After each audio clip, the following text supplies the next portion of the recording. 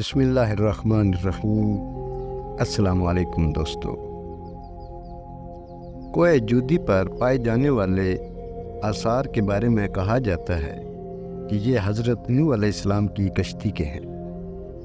قرآن مجید میں حضرت نوح علیہ السلام کا واقعہ تقریباً 43 مقامات پر مذکور ہے۔ آپ کی عمر تقریباً 1050 سال تھی۔ آپ 950 سال قوم کو دعوت دیتے رہے۔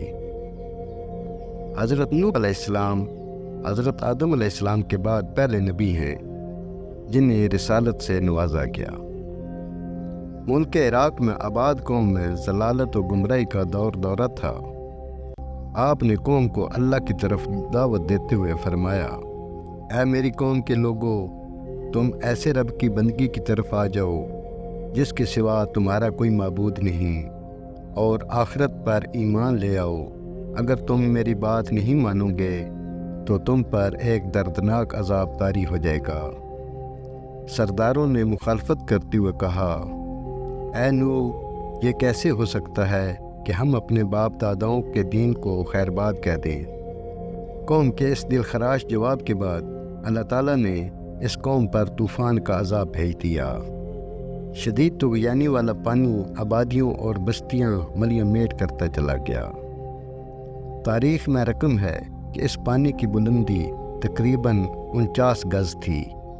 اللہ تعالیٰ نے حضرت نوح اور ان کے ساتھیوں کو ایک کشتی میں سوار کرا کے طوفان سے نجات دی۔ دنیا میں حضرت نوح علیہ السلام کے ذریعے پہلی مرتبہ کشتی سازی کی ابتدا اور بحری سفر کا آغاز ہوا۔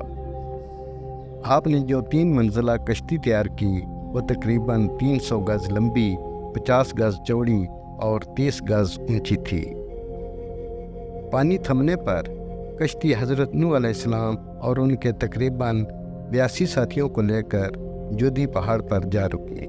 قوم نوح پر طوفان کا عذاب اس وقت آیا جب وہ اپنی کثرت و قوت کے اعتبار سے بھرپور تھے۔ عراق کی زمین اور پہاڑ ان کی کثرت کے سبب تنگ ہو رہے تھے۔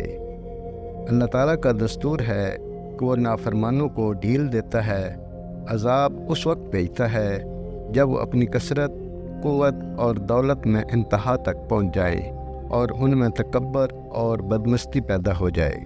حضرت نوح علیہ السلام کی قوم انہیں اتنی ایذا پہنچاتی کہ وہ بے ہوش ہو جاتے تو لوگ انہیں چادر میں لپیٹ کر ویران جگہ پر ڈال کر چلے جاتے۔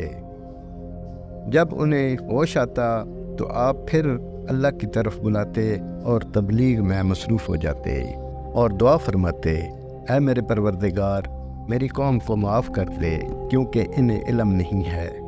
آپ کو نوح اس لیے کہا جاتا ہے کہ آپ قوم کی اصلاح اور ان کی فلاح کے لیے نوحہ کرتے رہتے تھے۔